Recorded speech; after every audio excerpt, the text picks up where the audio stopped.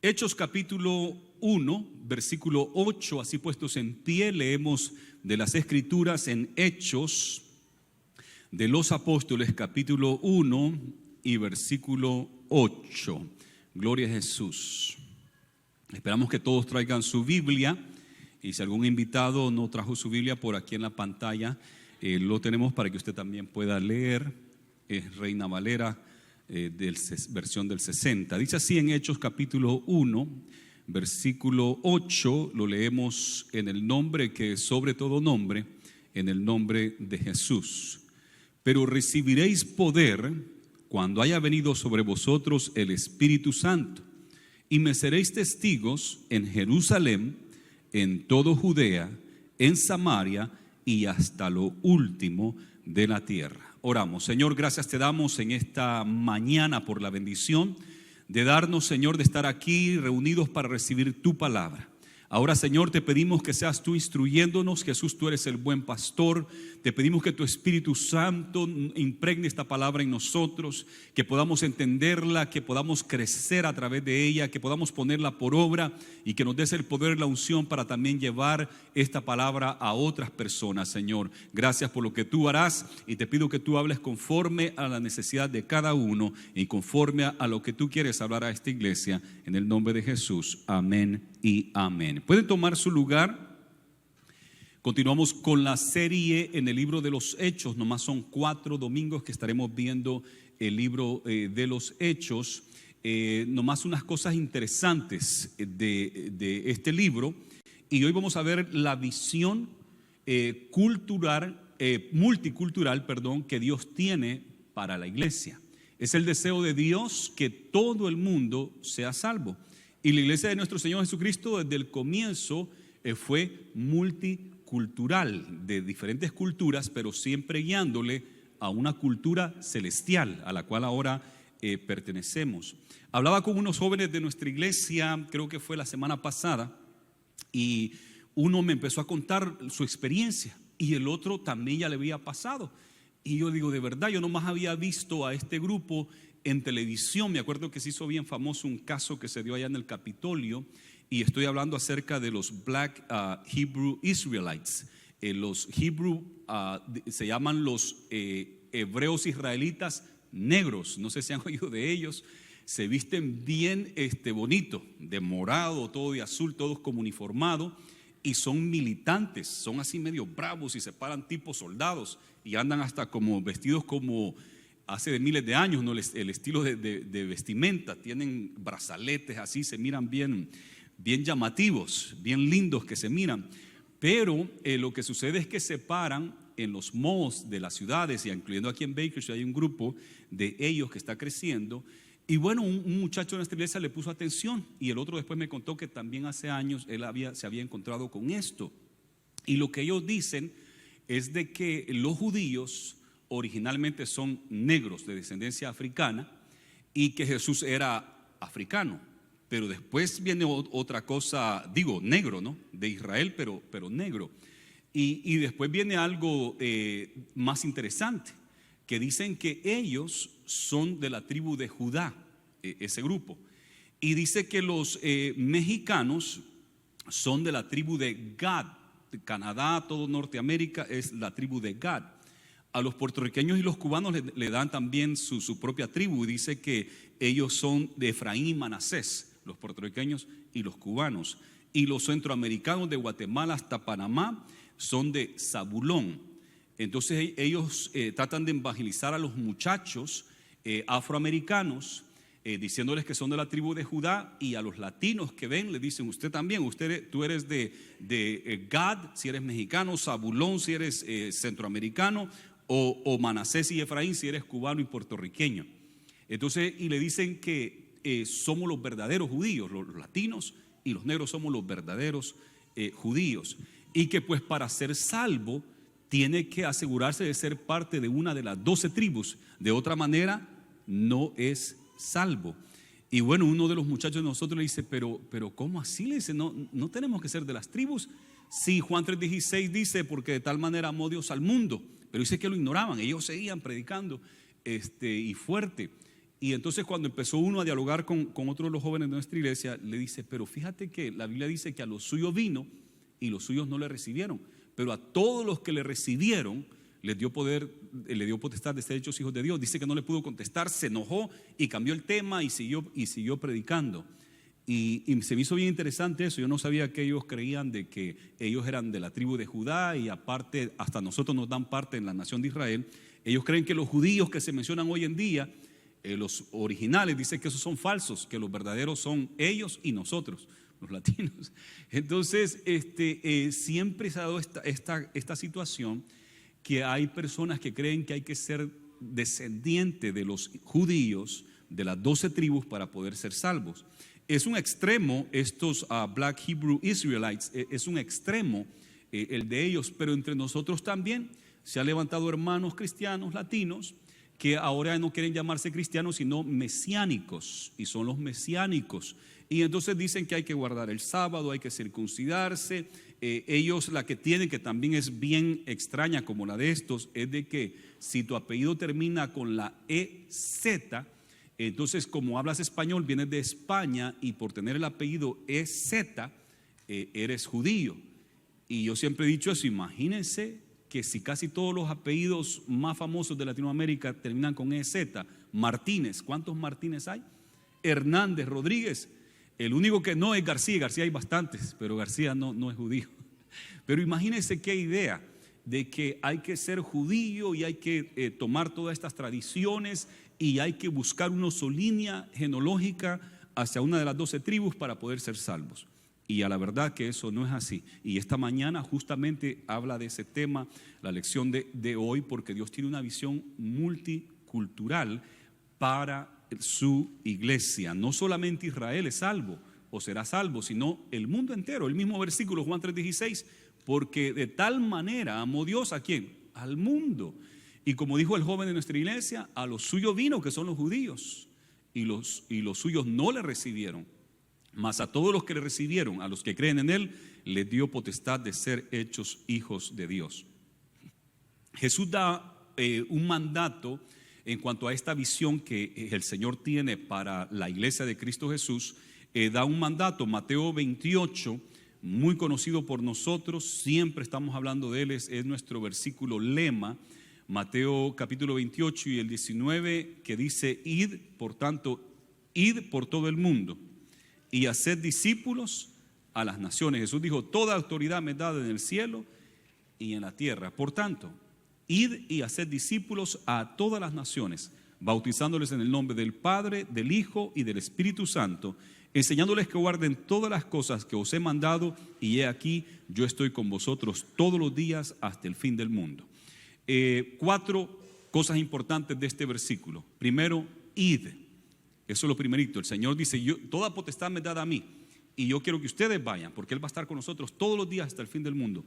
Id. Entonces esto llama a la acción. Hay que movernos, hay que accionar, hay que ir. ¿Y a dónde dice acá? Id y haced discípulos. Id y hacer discípulos. Primero hay que levantarnos, hay que accionar, hay que ir. ¿Y qué hay que hacer? Hay que hacer discípulos. Cuando hablamos de hacer discípulos, no estamos hablando de simplemente estudiantes, porque por ahí las aulas tienen varios estudiantes, pero cuando hablamos de discípulo es interiorizar las enseñanzas y ser un discípulo de Jesús, caminar como Él caminó y interiorizar completamente la vida de Jesús en nosotros, un verdadero discípulo. Y nos dice que lo hagamos ¿a dónde? A todas las naciones. Allí, amados hermanos, queda claro que el corazón de Dios es para el mundo entero, para cualquier nacionalidad, cualquier raza, etnia, lenguaje, dialecto. El Señor no hace excepción de persona. La salvación es para cada uno de nosotros. Vayan por todo el mundo. Y también nos dice acá, y enseñándoles que guarden todas las cosas. Número 4, hay que enseñarles que guarden todas las cosas. Esto quiere decir que le enseñemos la doctrina. Enseñar es doctrina, que le demos la doctrina. El apóstol Pablo menciona la sana doctrina, sound doctrine se llama en inglés, que es una doctrina completa, pura, verdadera, no adulterada. no mezclada, porque cuando ya se mezcla, la palabra ya no es sana doctrina. Y nosotros queremos mantener una sana doctrina. Siempre hablamos de la sana doctrina, sound doctrine, una palabra no adulterada, sino la verdadera palabra de Dios. Y el Señor quiere que enseñemos eso. Así es que, uno, que nos activemos, vayamos, movilicémonos, hay que ir. Dos, hay que hacerlos discípulos, hay que enseñarles de tal manera que interioricen la palabra de Dios. Tercero, esto es para todo el mundo, todas las naciones. Y cuarto, hay que darles la doctrina tal y como está escrita, una sana doctrina. Ese fue el mandato de Cristo Jesús. Aquí mismo en Hechos capítulo 1, versículo 8, donde leímos, también miramos el mandato aquí de Jesús. Bien interesante, el libro de los Hechos, que es el libro histórico de la iglesia, el libro histórico del Nuevo Testamento. Es bien interesante porque en los 4 evangelios sabe que termina hablando como de 4 cosas importantes. Uno, la resurrección de Jesús. Otro, la gran comisión de que vayan y hagan discípulos. Otro punto que miramos es la ascensión de Cristo Jesús al cielo. Y otro punto que se menciona también, que Él va a regresar. Y estas 4 cosas que se encuentran en los 4 evangelios entran en el libro de los Hechos como que si Hechos fuera un embudo. ¿Sabe qué es un embudo? Entonces entra todo, esos 4 evangelios entran como en un embudo al libro de los Hechos. Esos 4 puntos que acabo de mencionar lo encuentra aquí en el capítulo 1. La gran comisión, la ascensión, la resurrección de Jesús, la gran comisión, la ascensión y la promesa que va a regresar. Está todo aquí en el capítulo 1. Por eso digo que es como un embudo. Los 4 evangelios terminan con el libro de los Hechos y el libro de los Hechos continúa. Y después el libro de los Hechos también, de ahí prenden también las epístolas, las epístolas que escribió Pablo y los demás apóstoles a la iglesia. Todo muy en orden, muy conectado. Este libro de los Hechos es un libro, es el único libro histórico de todo el Nuevo Testamento. Y aquí miramos que Jesús, en el libro de los Hechos, la manera que Lucas lo escribe es que les dice esto: pero van a recibir poder cuando haya venido sobre ustedes el Espíritu Santo. Entonces Jesús, ahora su mandato nuevamente es de ir por el mundo a predicar el evangelio, pero fíjese cómo lo dice acá: van a recibir poder. Y esto es bien importante porque, mire, dice: pero recibiréis poder cuando haya venido sobre vosotros el Espíritu Santo y me serán testigos. Entonces se requiere el poder de Dios, porque para ir a todas estas culturas, a todas estas naciones, todas ellas paganas, todas ellas idólatras, que adoraban a imágenes, y más adelante el apóstol Pablo nos dice que esas imágenes y esa adoración a la idolatría, esas cosas son, lo que hay detrás de eso son demonios, dice el apóstol Pablo. Lo que hay detrás de esas imágenes que la gente se hinca a rezar y que le pide esas cosas, detrás de eso lo que hay es demonio, dice el apóstol Pablo.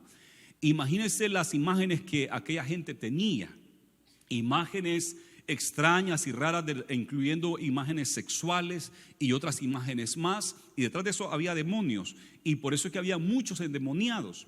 Estados Unidos, porque tiene una influencia cristiana evangélica bien profunda desde su comienzo, los primeros que llegaron a estas tierras, lo primero que hicieron fue una casa de oración, y después hicieron sus propias casas, los peregrinos que venían en el Mayflower.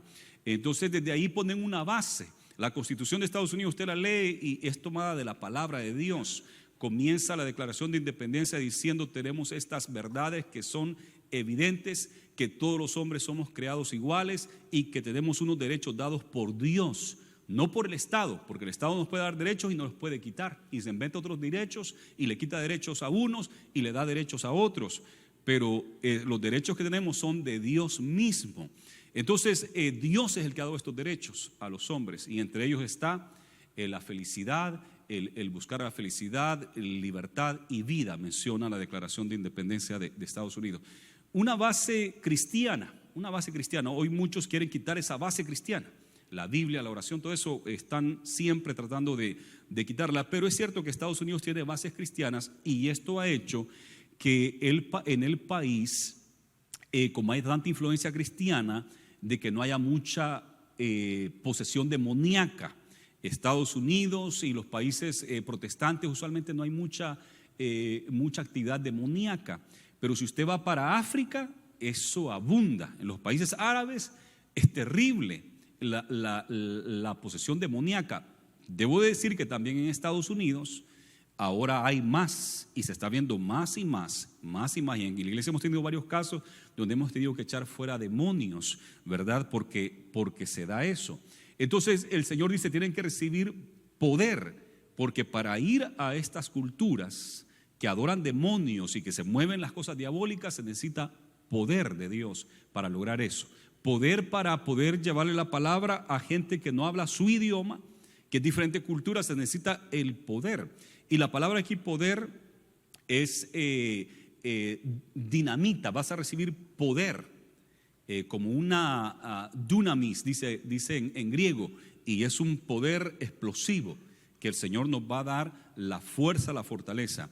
Y mire para qué es ese poder, para ser testigos. Y bien interesante que la palabra aquí, testigo, es mártir. La palabra que se usa en griego, en el original griego acá, es mártir. Para que sean, ¿qué?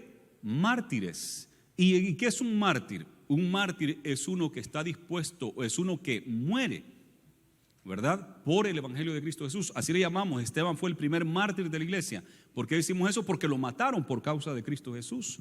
Pero a la verdad que Esteban era mártir antes de morir. Interesante que todos los apóstoles, excepto Juan, pero todos, Pedro, Jacobo fue uno de los primeros. Jacobo fue el primero de los apóstoles que mataron por el evangelio de Cristo Jesús. Y después todos, incluyendo Pablo, todos murieron por causa del evangelio. Pablo fue decapitado, Pedro fue crucificado igual que el Señor, y a todos los mataron. ¿Por qué? Porque eran testigos de Cristo. Entonces dice el Señor, van a recibir tal poder que van a creer en el Señor, van a dar testimonio de Él hasta la muerte.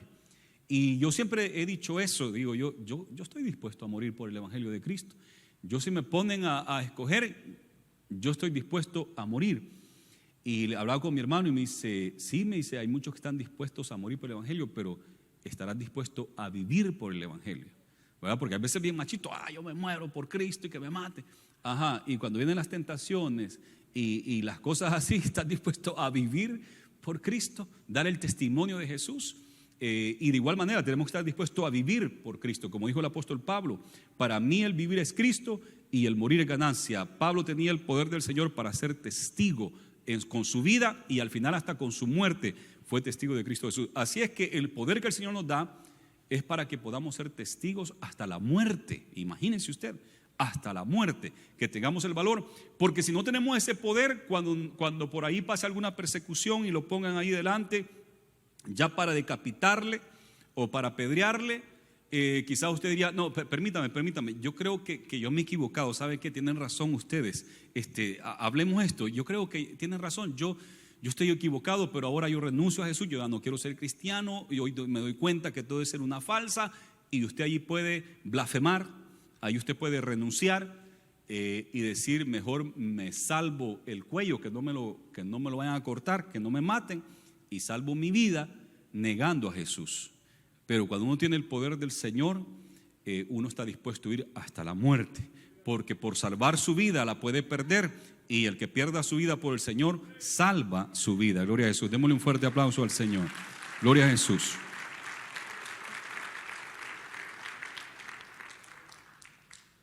Y mire, ¿para qué es este poder? Para ser testigos. Y aquí Jesús, me gusta como le dice, y me van a ser testigos, van a ser mártires, van a morir por mí, a tal grado de su testimonio que estarán dispuestos a morir por mí. En Jerusalén, allí murió Esteban, allí murió Jacobo, el hermano de Juan, los hijos de Zebedeo. En Jerusalén, en todo Judea, todo el país de Israel, Judea conocido en aquel entonces, en Samaria, que era el país vecino, y hasta lo último de la tierra. Para eso es el poder que el Señor nos ha dado. Es bueno tener este poder, y hay veces que nos queremos gozar en la iglesia hablando en lenguas, que nos profeticen o profetizar, y nos gozamos con profecía, lenguas, danzamos y nos gozamos, y tenemos ese poder. Y qué bien tener ese poder y gozarnos aquí en la iglesia, pero si no lo estamos usando para ir al mundo, no estamos usando el poder de Dios exacto para lo que Él nos lo dio. porque el poder que Él nos ha dado es para que seamos testigos en Jerusalén, en todo Judea, Samaria y hasta lo último de la tierra. Entonces, no solamente se trata de hablar en lenguas en la iglesia, no solamente se trata de tener el don de profecía o sanidad, y se dan sanidades acá, gracias a Dios, pero se trata de ir allá afuera, al perdido, a llevar el evangelio a aquellos que no conocen al Señor. Para eso es ese poder. ¿Cuántos dicen amén a eso? Que podamos hacerlo en el nombre de Jesús. Ahora vamos a ver cómo se cumple el mandato de Jesús. Jesús dio el mandato que vayan por todo el mundo. Lo miramos en Mateo 28 y lo miramos aquí en Hechos capítulo 1, versículo 8, y miramos que el Señor empieza a cumplir esto a través de los discípulos. Miremos aquí en Hechos capítulo 2, versículo 5. En Hechos capítulo 2 se da lo que es el bautismo del Espíritu Santo y fuego. Dice que fue en el día de Pentecostés. Esta era la fiesta de los primeros frutos. Israel tenía 3 fiestas muy importantes. La primera era la Pascua. En el año viene primero la Pascua, y eso era una demostración profética, por así decir, de la muerte de Cristo Jesús, porque Jesús como cordero fue llevado al matadero, dice la Biblia. Entonces la Pascua celebraba la salida de Egipto y mataban un cordero y comían el cordero en la Pascua, pero eso señalaba hacia Cristo Jesús.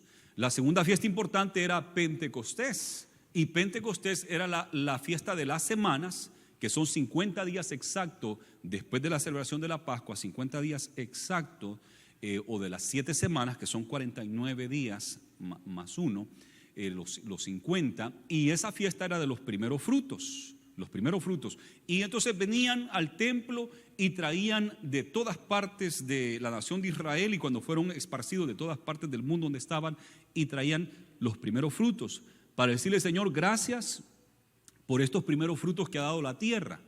Y este es el principio, porque el resto de los meses que vienen el fruto va a ser más abundante. Así es que venían a darle gracias a Dios por los primeros frutos. Fíjese que Dios nos mandó a que danzaran allá afuera para que lloviera, que se latigaran, que se sacaran sangre, que fueran de rodillas para que lloviera, o que sacaran a una imagen a caminar por todo el pueblo para que lloviera.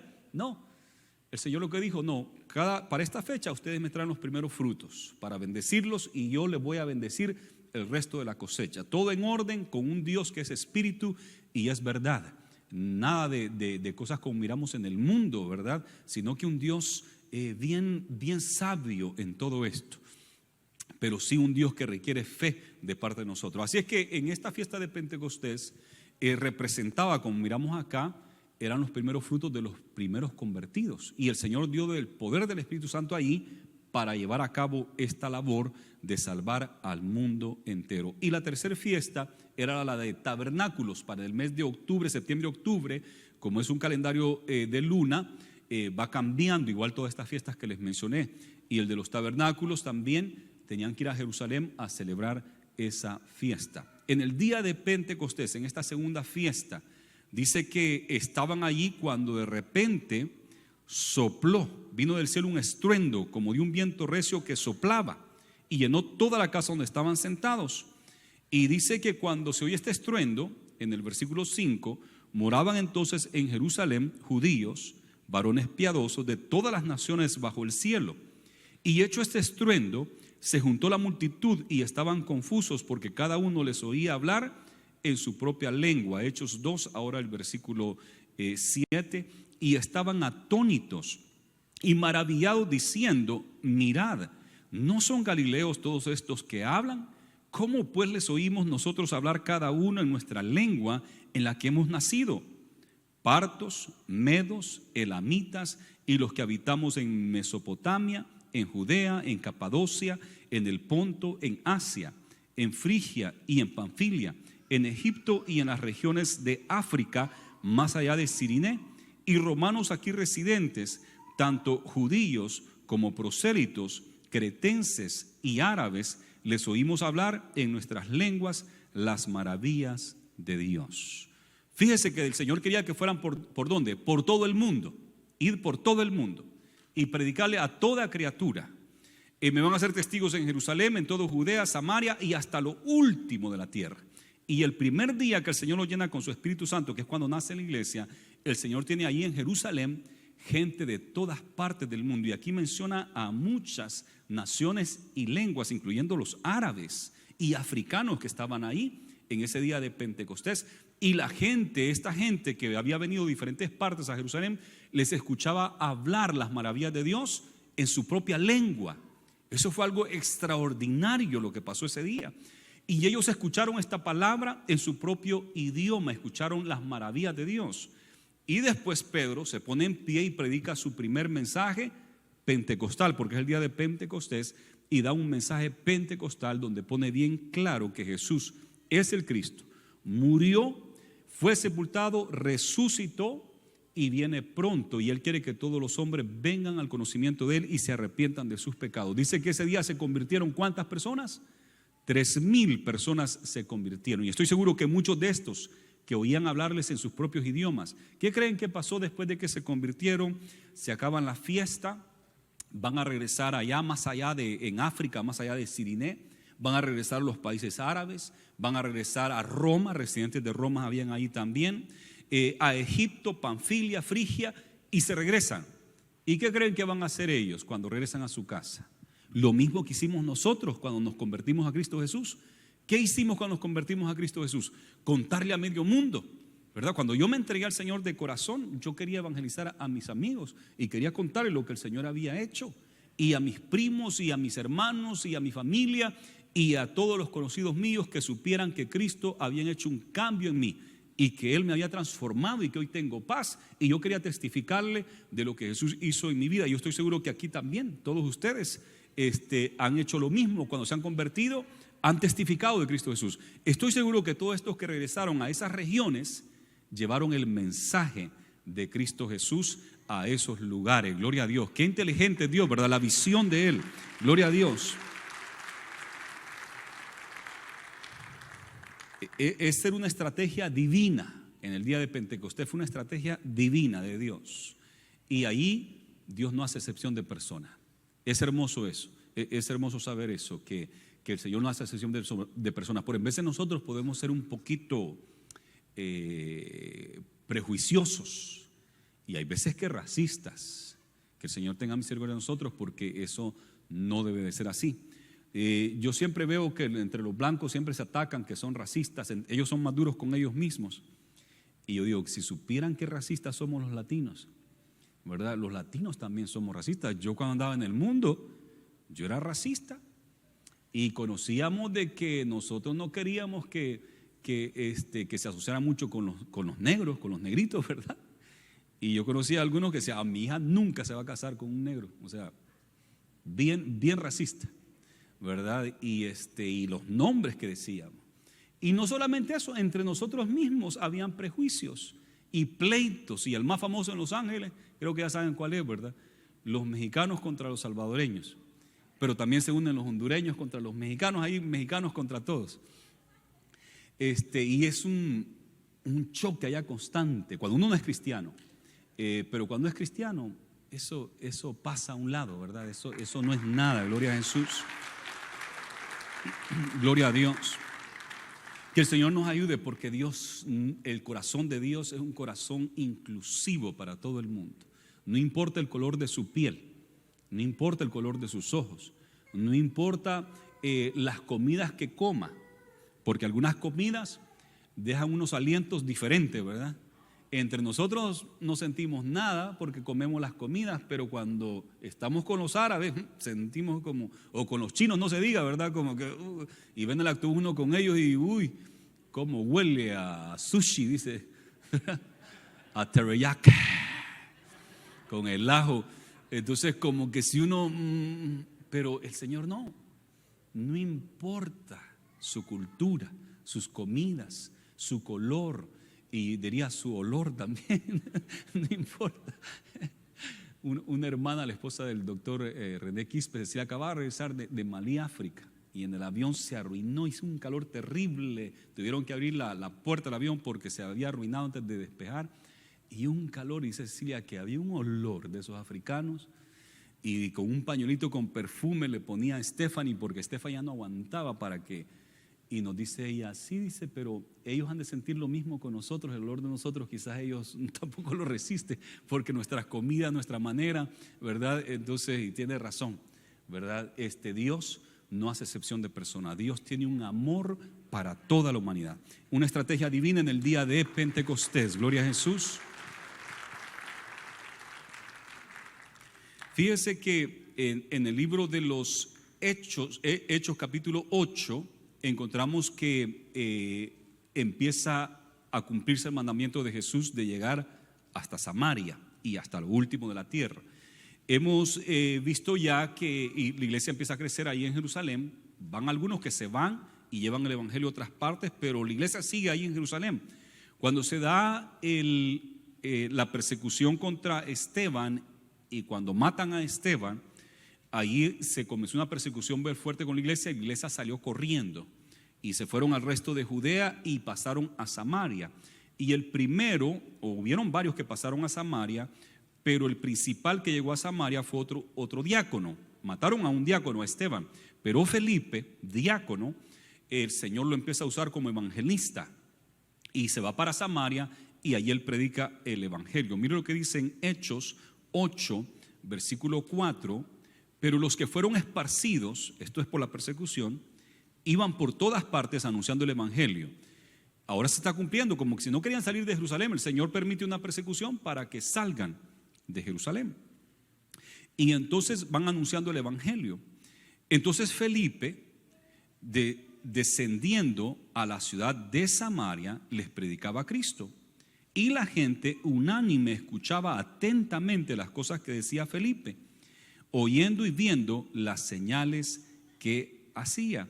Porque de muchos que tenían espíritus inmundos salían estos dando grandes voces, y muchos paralíticos y cojos eran sanados. Así es que había gran gozo en aquella ciudad, en esa ciudad de Samaria. Fíjese que Jesús tiene un corazón muy hermoso, pero muy hermoso de verdad. Me toca a mí el amor de Dios. Siempre a mí, yo me convertí al Señor por el amor de Él. Yo no me convertí porque me asustaron del infierno y esto, no, a mí lo que me convirtió fue ver el amor de Dios. Y eso fue lo que me hizo venir a los pies del Señor, porque Dios tiene un amor extraordinario. Sabe que los samaritanos eran una mezcla, supuestamente que eran como descendientes de judíos, de los de Israel, de las 10 tribus del norte, pero con una mezcla pagana, a tal grado que los judíos de Jerusalén y de Judea no se mezclaban con los samaritanos, los odiaban a los samaritanos. Y no era culpa de ellos estar en Israel. Yo quiero llevarlos al libro segundo libro de Reyes, capítulo 17 y versículo 24. Cuando a Israel se lo llevan cautivo y limpian a Israel, pues eso fue antes de Judá, primero fue a Israel. Asiria fue el que se encargó de ellos, Babilonia fue el que se encargó de Judá, pero Asiria se los llevó cautivos. Pero cuando se los lleva cautivos, ellos traen gente de diferentes partes del mundo y los traen a la nación de Israel, a lo que era la tierra de Israel. Estamos ahí, segundo de Reyes, capítulo 17, versículo 24. Y trajo el rey de Asiria gente de Babilonia, de Cuta, de Aba, de Hamat, de Saferbaín, y los puso en las ciudades de Samaria, en lugar de los hijos de Israel, y poseyeron a Samaria y habitaron en sus ciudades. Y aconteció al principio, cuando comenzaron a habitar allí, que no temiendo ellos a Jehová, envió Jehová contra ellos leones que los mataban.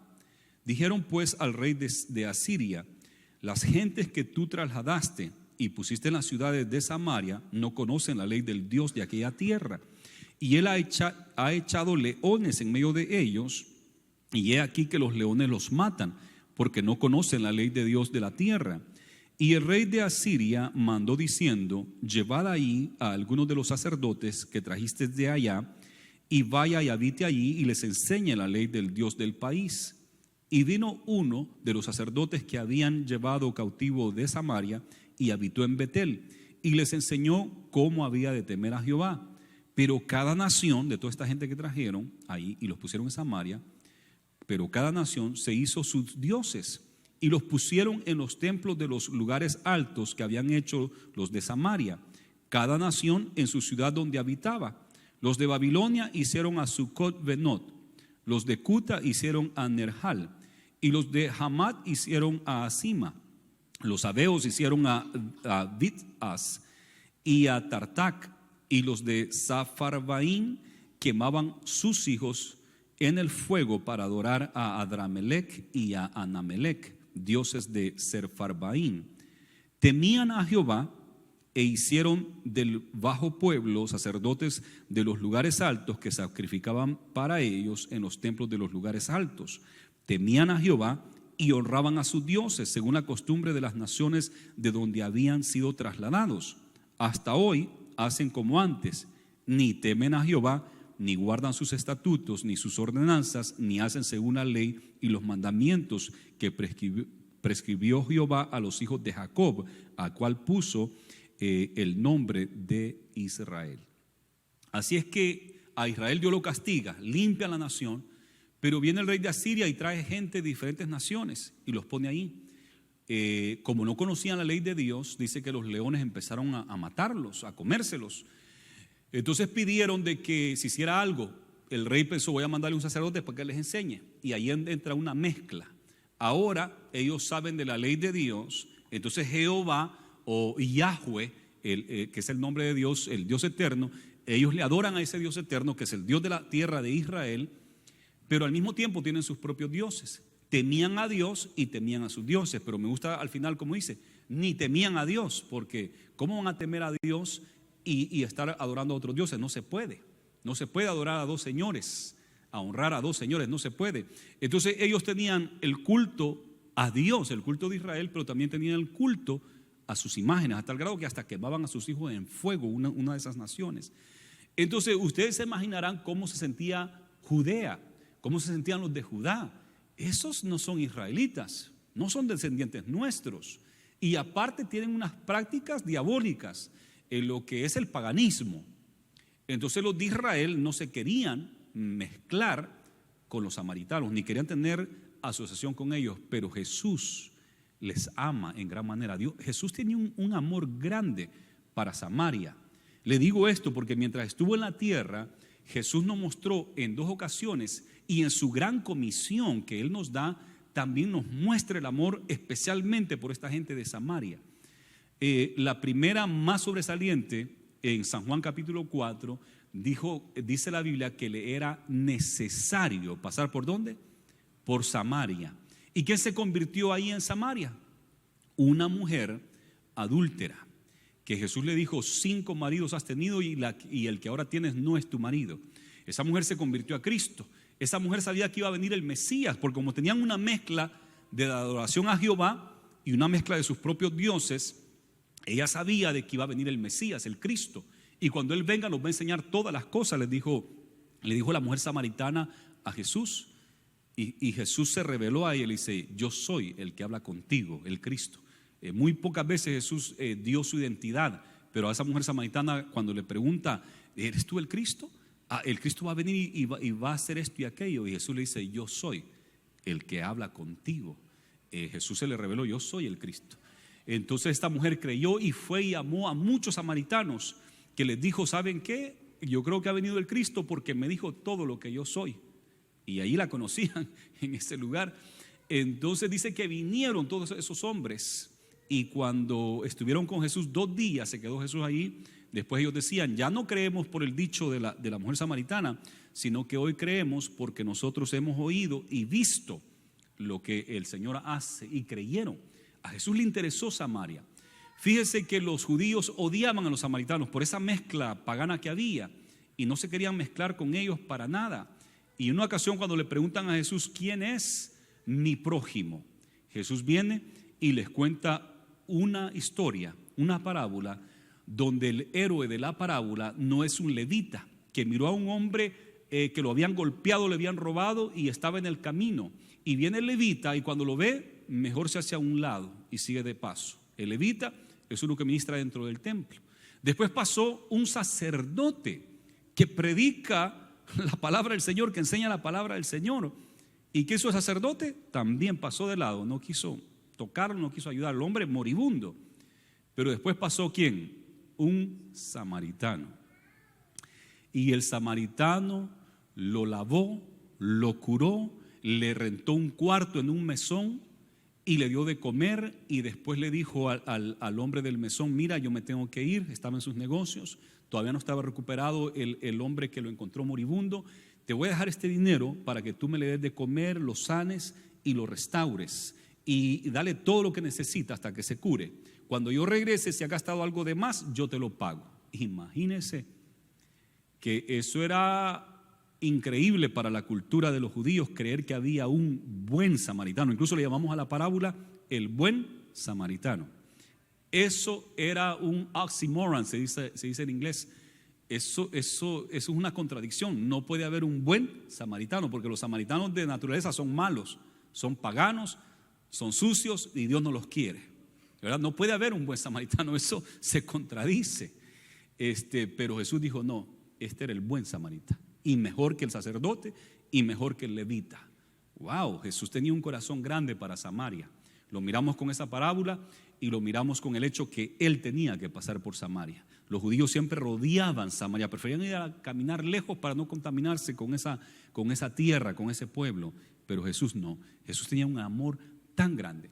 Tanto fue el amor de Jesús para Samaria, que en su declaración, en su mandato, cuando nos dice que vayamos al mundo a ser discípulos, él menciona de primera a Samaria. Dice: me van a ser testigos en Jerusalén, en todo Judea, en Samaria y hasta lo último de la tierra. Qué amor tan grande el de Jesús para Samaria, para esta gente mezclada, esta gente que no conocía de Dios, que más o menos le conocían, pero tenían una mezcla mala de Dios. Así tenemos ahora nosotros compañeros latinoamericanos, familiares latinoamericanos que conocen de Cristo y conocen del Padre, Hijo y Espíritu Santo, pero tienen unas prácticas completamente abominación al Señor. Postrarse delante de una imagen y rezarle, ¿verdad? Uno dice: pero ¿cómo? Si conoces de Jesús y conoces del Padre y Espíritu Santo, ¿cómo le vas a rezar ahí a Santo Tomás o San Antonio para que te venga el dinero? Entonces es una mezcla igual que Samaria. Pero el Señor les amaba. El Señor les amaba, y el Señor quiere que vengan al conocimiento y que vengan a la luz de Él, que tengan verdadera fe en el Dios que hizo los cielos y la tierra. Jesús, démosle fuerte ese aplauso al Señor.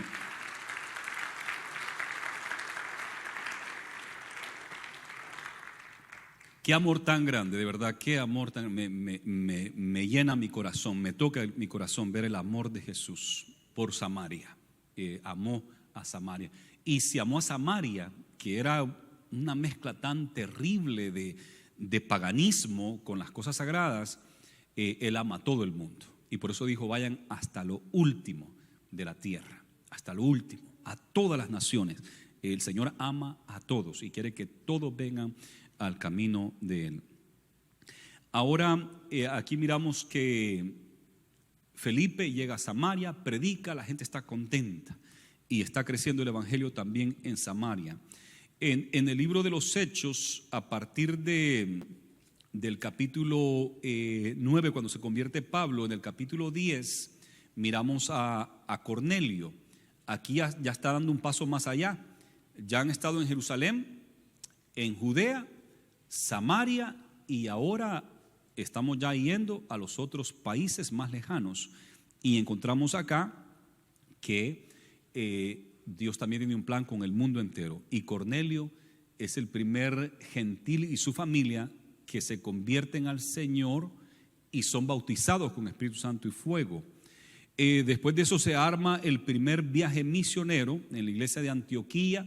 El Señor llama a Pablo y a Bernabé y se van en un viaje a predicar el evangelio. Hoy sí, hasta lo último de la tierra, están llegando a países lejanos. Pablo va a llegar hasta Europa. Se cree que Tomás llegó hasta la India, y el evangelio llegó a la India antes que llegaran los ingleses, porque los ingleses evangelizaron la India, pero antes de eso ya habían cristianos en la India, que se cree que fue Tomás el que llegó hasta allá predicando el evangelio. Imagínense, hasta la India, hasta Europa. llegó este evangelio. Y en el libro en el capítulo 15, de Hechos, vamos a encontrar acá, y con esto voy concluyendo ya, encontramos acá una plataforma que el Señor pone, una base, por así decirlo, que va a ser para que el evangelio nos llegue a todos nosotros hasta el día de hoy. Y va a poner una base bien importante. Y por eso es que nosotros tenemos esta libertad en Cristo, porque el libro, en el capítulo 15, aquí en el libro de los Hechos, queda claro para nosotros los gentiles.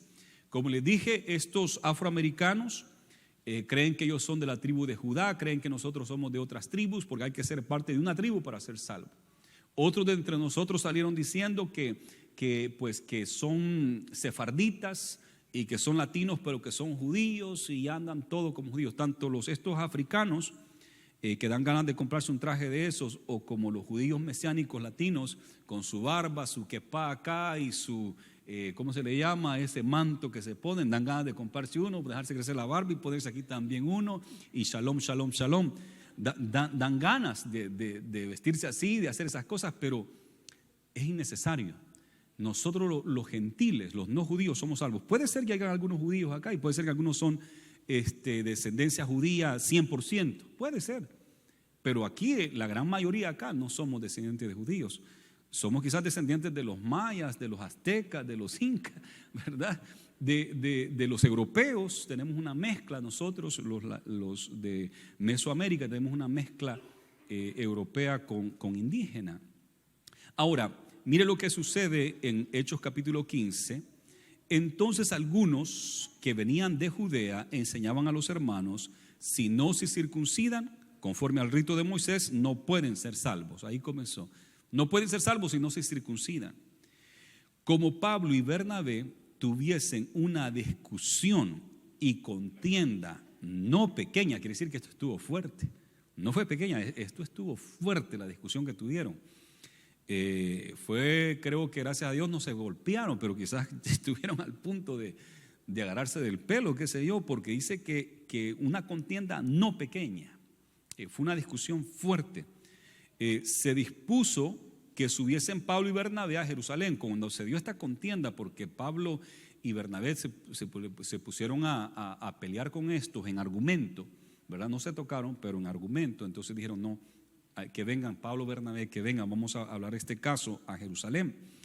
Así es que subiesen Pablo y Bernabé a Jerusalén, y algunos otros de ellos a los apóstoles y a los ancianos, para tratar esta cuestión. Ahí están los apóstoles y los ancianos de la iglesia en Jerusalén. Ellos, pues, habiendo sido encaminados por la iglesia, pasaron por Fenicia y Samaria, contando la conversión de los gentiles, y causaban gran gozo a todos los hermanos.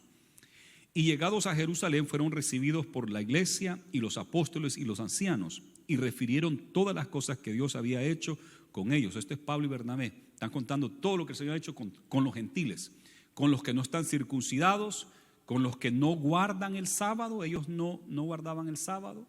Ellos comían toda clase de comida. No eran como los judíos, que no podían comer puerco y tanta cosa. Pero dice el 5: pero algunos de la secta de los fariseos, que habían creído, ya son cristianos, pero venían de la raíz de los fariseos, pero son cristianos, se levantaron diciendo: es necesario circuncidarlos y mandarles que guarden la ley de Moisés. Tienen que circuncidarse. Si aceptaron a Cristo, estos gentiles ahora tienen que circuncidarse y tienen que guardar, que se les enseña que guarden la ley, mandarles que guarden la ley de Moisés, que incluye guardar el sábado y guardar todo lo que es kosher, las comidas que ellos no podían comer, y decirles que no podían comer todo eso. Y yo le decía a la iglesia el otro día: imagínense que después de que nos convirtamos a Cristo Jesús, los gentiles, y ya nos queremos bautizar y todo, y que nos diga el pastor: pues pase allá con los diáconos que le están esperando con una cuchilla bien afilada, porque lo van a circuncidar, ¿verdad? Porque hay que circuncidarse primero. Dios mío. Entonces, y estos querían que se circuncidaran los hermanos gentiles. Ellos ni sabían que eran eso, ellos no guardaban el sábado, ellos no tenían estas prácticas. Entonces, pero ellos decían: no, es que sí, Cristo les salva, pero tienen que hacer esto. Cuando ya es Jesús, y esto ya no es por la gracia, porque es solo Jesús. Jesús dijo: yo soy el camino, la verdad y la vida. Nadie viene al Padre si no es por mí, y es todo, ¿verdad? Gloria a Jesús.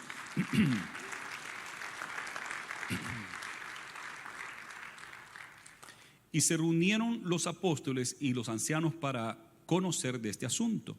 Y después de mucha discusión, Pedro se levantó y les dijo: varones hermanos, ustedes saben cómo ya hace algún tiempo que Dios escogió que los gentiles oyesen por mi boca la palabra del evangelio y creyesen. Y Dios, que conoce los corazones, les dio testimonio dándoles el Espíritu Santo, lo mismo que a nosotros. Y ninguna diferencia hizo entre nosotros y ellos, purificando por la fe sus corazones. Ahora pues, ¿por qué tentáis a Dios, poniendo sobre la cerviz de los discípulos un yugo que ni nuestros padres ni nosotros hemos podido llevar? Antes creemos que por la gracia del Señor Jesús seremos salvos. De igual modo que ellos, tanto judíos como gentiles no se salvan por guardar la ley, se salvan por gracia. Pedro lo hace claro: nosotros por gracia somos salvos y ellos también. Entonces continúa acá en el versículo 12. Entonces la multitud cayó y oyeron a Bernabé y a Pablo, que contaban cuán grandes señales y maravillas había hecho Dios por medio de ellos entre los gentiles. Cuando ellos callaron, Jacobo respondió diciendo: varones hermanos, oídme. Y aquí Jacobo es el que está presidiendo la reunión. ¿Y quién es este Jacobo? No es Jacobo el hermano de Juan, sino que este es Jacobo, porque el hermano de Juan lo mataron ahí en Hechos capítulo 10, me parece que 12, cuando matan a Jacobo, el hermano de Juan. Así que este Jacobo, que es el mismo Santiago, no es el de los 12, sino que este es el que menciona Pablo en 1 Corintios 15, que dice que se le apareció a Jacobo. Y después Pablo dice: yo no me presenté con ningún apóstol excepto con Jacobo, el hermano del Señor Jesucristo, el hermano en carne del Señor. Entonces estamos viendo acá que este es el hermano en carne de Jesús, que Marcos también lo menciona, que una vez llegaron a sacar a Jesús porque creían que estaba loco, y sus hermanos, incluyendo Jacobo, Judas y otros que mencionan ahí, y sus hermanas, no creían en Jesús, pero después de la resurrección de Cristo Jesús creyeron. Y un hermano en carne de Jesús fue un gran líder en la iglesia. Y este Jacobo les dijo esto, versículo 14: varones hermanos, oídme. Simón ha contado cómo Dios visitó por primera vez a los gentiles para tomar de ellos pueblo para su nombre, y con esto concuerdan las palabras de los profetas, como está escrito: después de esto volveré y reedificaré el tabernáculo de David que está caído. Después de esto, y repararé sus ruinas y lo volveré a levantar, para que el resto de los hombres busquen al Señor, y todos los gentiles sobre los cuales es invocado mi nombre, dice el Señor, que hace conocer todo desde tiempos antiguos. Por lo cual yo juzgo que no se inquiete a los gentiles que se convierten a Dios, sino que se les escriba que se aparten de las contaminaciones de los ídolos, de fornicación, de ahogado y de sangre. Y ese fue el veredicto. Después a Pablo y a Bernabé lo van a mandar a Antioquía.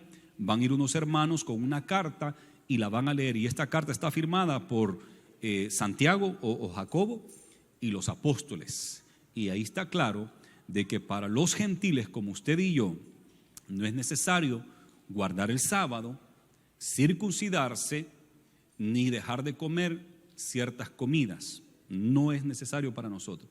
Por eso es que en la iglesia de Cristo Jesús tenemos esta libertad. Y la gran mayoría de las iglesias evangélicas nos reunimos el domingo, el primer día de la semana, porque así lo hacían los discípulos. El apóstol Pablo dijo: cuando se reúnan el primer día de la semana, aparten las ofrendas, para que cuando yo llegue no tengan que estarlas trayendo para entonces, sino que ya estén apartadas el primer día de la semana. ¿Y por qué? Porque Jesús resucitó el primer día de la semana. Ahora, si usted quiere guardar el sábado, amén, qué bueno. A mí me da gozo cuando hay hermanos que guardan el sábado. Qué bueno por ustedes.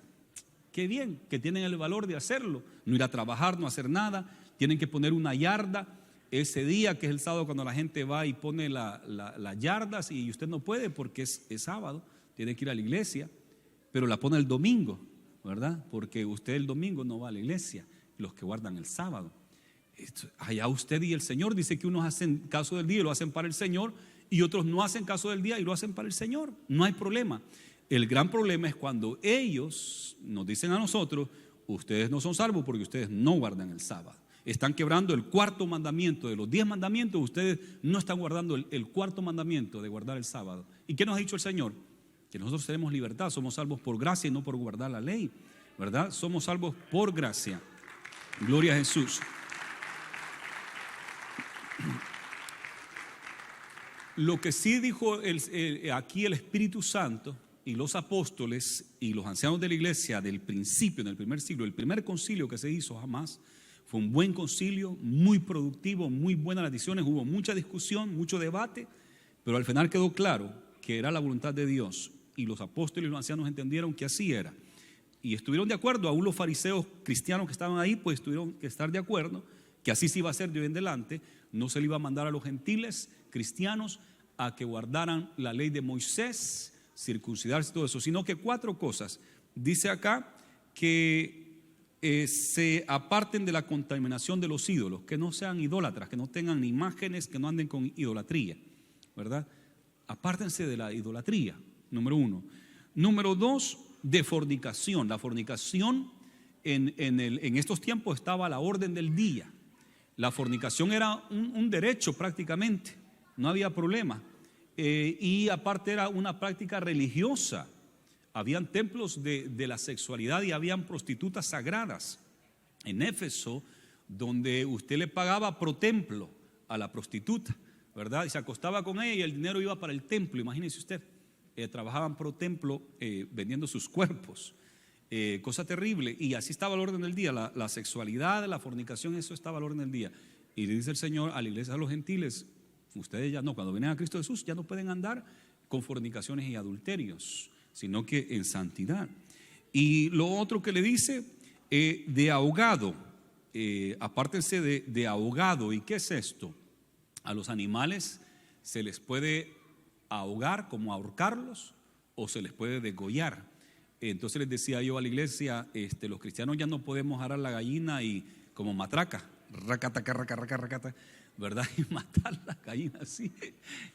Cuando estaba niño en un libro de la escuela elementaria, miré que así era la tradición en México, que mataban las gallinas, y sale ahí que tiene la gallina del cuello.